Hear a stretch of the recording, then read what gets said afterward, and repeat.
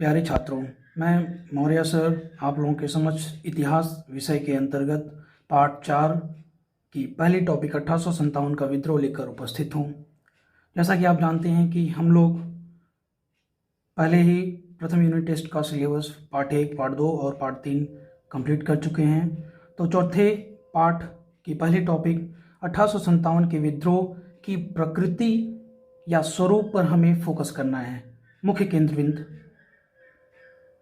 केंद्र बिंदु हमारा 1857 के विद्रोह की प्रकृति होगी। लेकिन उससे पहले एक रूपरेखा, एक बैकग्राउंड और 1857 के विद्रोह के कारण को हम समझ लेते हैं। छात्रों, जैसा कि आप जानते हैं 1757 ईस्वी में प्लासी का युद्ध हुआ था। 1757 से 1857 ईस्वी तक 100 वर्ष का समयकाल ब्रिटिश शासन का हो गया था। औपनिवेशिक शासन व्यवस्था 100 वर्ष पूरी कर चुकी थी। 1857 के विद्रोह के समय गवर्नर जनरल लॉर्ड कैनिंग थे। छात्रों, मन में एक सवाल उठता है, क्या ये पहला विद्रोह था? जी नहीं, सीमित मात्रा में 1764 में, 1806 में, 1842 में छोटे आकार पे सैनिक विद्रोह होते रहे हैं। जैसे 1764 में बक्सर के युद्ध के समय हेक्टर मुन्नो के नेतृत्व में लड़ रही सेना के कुछ सिपाही विद्रोह कर मीर कासिम से मिल गए थे। 1806 ईस्वी में वेल्लोर मठ भारतीय सैनिक विद्रोह कर दिए और कारण क्या था? सामाजिक और धार्मिक रिवाजों में ब्रिटिश सरकार द्वारा हस्तक्षेप। ऐसा हस्तक्षेप सामाजिक क्षेत्र में, धार्मिक क्षेत्र में भारतीय सैनिकों को बिल्कुल पसंद नहीं था। 1842 ईस्वी में बर्मा युद्ध के दौरान ब्रिटिश सेना की 47वीं पैदल सैन्य टुकड़ी के कुछ सिपाही विद्रोह कर दिए और इसका कारण क्या था? उचित भत्ता न मिलने के कारण। छात्रों, सैनिक विद्रोह के साथ ही साथ बड़े आकार पे जनजाति विद्रोह भी हो रहे थे। मुख्य जनजाति विद्रोह, कोल विद्रोह जैसे 1831 से 32 ईस्वी में हुआ था। संथाल विद्रोह 1855 से 56 ईस्वी के बीच हुआ था और ये विद्रोह ब्रिटिश सत्ता को गंभीर चुनौती प्रस्तुत कर रहे थे। ब्रिटिश सरकार के खिलाफ हर क्षेत्र में असंतोष व्याप्त हो गया था। छात्रों, कारण पर हम चर्चा करते हैं तो कारण राजनीतिक कारण, धार्मिक कारण, आर्थिक कारण, सैनिक कारण, तरह तरह के कारण हैं। पहला कारण हम लोग राजनीतिक कारण पर चर्चा कर लेते हैं। राजनीतिक कारण में सहायक संधि, जिसकी शुरुआत लॉर्ड वेलेस्ली के द्वारा की गई थी, इस पर बात करते हैं। सहायक संधि क्या थी? सहायक संधि एक नीति थी जिसके बदौलत ब्रिटिश सैनिक किसी राज्य को सुरक्षा प्रदान करने के एवज में उस राज्य की भौगोलिक क्षेत्र में रहते थे, जिसका खर्च भी उस राज्य के राजा द्वारा उठाया जाता था। जरूरत पड़ने पर वो ब्रिटिश सेना संबंधित राज्य को सुरक्षा प्रदान करती थी। लेकिन धीरे धीरे सैनिक और पदाधिकारी, यानी ब्रिटिश सरकार के पदाधिकारी, वहाँ की स्थानीय राजनीति में इतने संलिप्त हो जाते थे कि अंततः ब्रिटिश सरकार उस राज्य का अधिग्रहण कर लेती थी। गोद निषेध प्रथा। गोद निषेध प्रथा लॉर्ड डलहौजी द्वारा दिया गया था। एक नीति थी जिसकी शुरुआत लॉर्ड डलहौजी ने की थी। इसके तहत इन्होंने भारतीय राजाओं के समक्ष एक प्रस्ताव या एक आदेश रखा, जिसके तहत कोई भी निसंतान, यानी जिस राजा के पास कोई संतान नहीं है, वो राजा बिना ब्रिटिश सरकार के परमिशन के किसी को भी गोद नहीं ले सकती थी। इसे गोद निषेध प्रथा कहते हैं। छात्रों, इसके तहत जैतपुर, संबलपुर, झांसी, नागपुर जैसे राज्यों को ब्रिटिश साम्राज्य में विलय कर दिया गया। अवध के नवाब को गद्दी से उतार दिया गया। भूतपूर्व पेशवा की पेंशन जब्त कर ली गई। मुगल बादशाह को अपमानित किया गया। उनके सिक्कों पर नाम खुदवाने का अधिकार समाप्त कर दिया गया। उन्हें लाल किला छोड़कर कुतुब मीनार में रहने का आदेश दिया गया। तो इस तरह से जो राजनीतिक नीतियां थीं, राजनीतिक जो परिदृश्य था, वो भारतीय राजाओं, जमींदारों या समाज के विभिन्न वर्गों में एक आक्रोश पैदा कर रहा था, जिसका विस्फोट 1857 की क्रांति में हम देख रहे हैं। छात्रों, आर्थिक कारण की चर्चा हम अगली क्लास में करेंगे, क्योंकि वीडियो ज़्यादा लंबा हो जा रहा है तो उसे अपलोड करने में दिक्कत हो रही है, टेक्निकल एस्पेक्ट्स आ जा रहे हैं। इसलिए आर्थिक कारण, सैनिक कारण और धार्मिक कारण की चर्चा हम लोग अगली क्लास में करेंगे। तब तक के लिए धन्यवाद।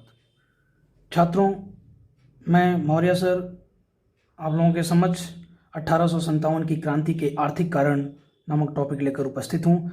छात्रों, मैं उम्मीद करता हूँ कि आप लोग सकुशल एवं अच्छे होंगे। पिछले क्लास में हम लोग राजनीतिक कारण की चर्चा कर चुके थे, तो इस क्लास में हम लोग आर्थिक कारण की चर्चा करते हैं। देखिए, सर्वप्रथम हमें यह समझ लेना होगा कि जो औपनिवेशिक शासन भारत में स्थापित हुआ था उसका मुख्य आधार आर्थिक ही था, अर्थात ईस्ट इंडिया कंपनी यहाँ आर्थिक लाभ कमाने के लिए आई थी। छात्रों, कंपनी ने अनेक प्रकार के भू राजस्व व्यवस्था को अपनाया, जिसे संपूर्ण भारतवर्ष में लागू किया गया था, जैसे अस्थायी बंदोबस्त, रैयतवाड़ी व्यवस्था, महलवाड़ी व्यवस्था।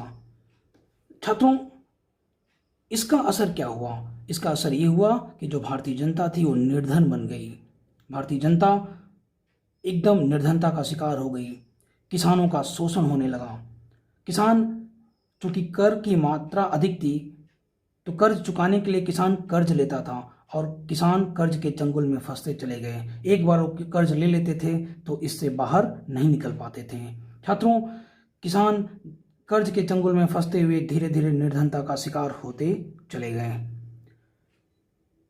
1852 ईस्वी में बम्बई में इनाम कमीशन का गठन किया गया था। इसकी सिफारिश पर सरकार ने 20,000 जागीरों को जब्त कर लिया। बच्चों, किसान और जमींदार, इनके जो भूमि के अधिकार थे वो छीन लिए गए। इससे वो वंचित होते गए, भूमिहीन होते गए और इनके ऊपर अधिक वसूली का दबाव बना रहता था। जो भारत में पारंपरिक आर्थिक ढांचा था वो नष्ट हो गया। दस्तकार, हस्तशिल्पकार दरिद्रता के शिकार होते चले गए। भारत में मौजूद आत्मनिर्भर ग्रामीण अर्थव्यवस्था का पतन हो गया। तो इस प्रकार हम लोग देखते हैं कि जो आर्थिक नीतियां थीं ब्रिटिश सरकार की, वो पूरी तरह से भारतीय अर्थव्यवस्था को चौपट करती चली जा रही हैं। अगला कारण हम लोग सैनिक कारण पढ़ते हैं। छात्रों, जैसा कि आपको मालूम है कि इस क्रांति की शुरुआत सैनिकों के द्वारा ही हुई थी। तो आखिर क्या क्या कारण थे, वो कौन से कारण जिम्मेदार थे जो सैनिकों को असंतोष के घेरे में ले लिए थे? छात्रों, सैनिकों को पदोन्नति से वंचित रखा गया था। वे ऊंचे पदों पर नहीं जा सकते थे। उन्हें वेतन कम दिया जाता था, वेतन की मात्रा बहुत कम थी।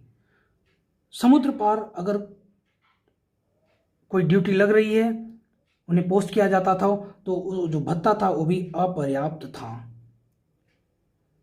छात्रों, 1856 ईस्वी में कैनिंग सरकार ने जनरल सर्विसेज एनलिस्टमेंट एक्ट नामक एक कानून पारित किया। इसके तहत नए रंगरूटों को कहीं भी सेवा देना होगा, यानी सरकार जहां चाहे वहां उन्हें पोस्टिंग कर सकती थी।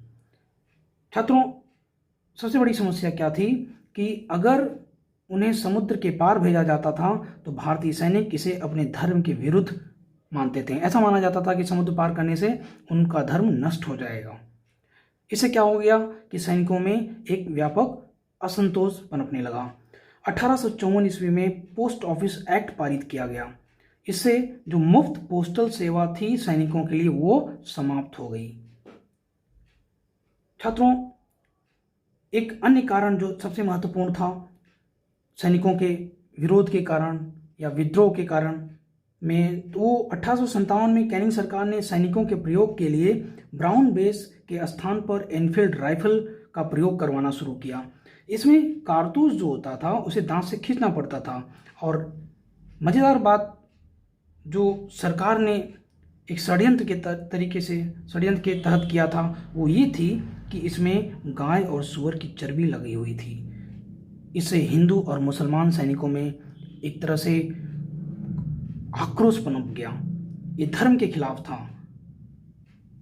तो छात्रों, यही कारण जो था ब्राउन बेस के स्थान पर एनफील्ड राइफल का प्रयोग एक तत्कालिक कारण माना जाता है कि जिससे सैनिक भड़क गए और 1857 की क्रांति की शुरुआत कर दी गई।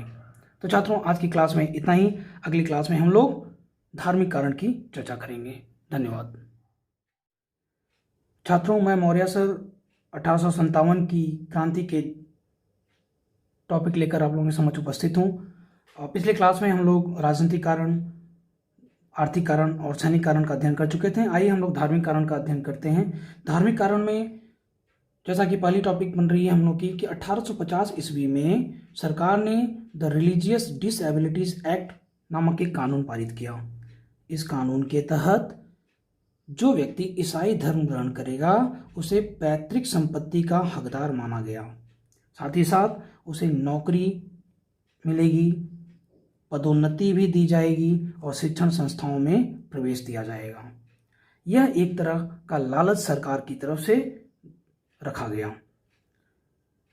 बच्चों, 1833 में एक चार्टर अधिनियम पारित किया गया जिसके तहत ईसाई मिशनरियों को धर्म प्रचार की अनुमति मिल गई और इससे वे धर्म परिवर्तन करा रहे थे।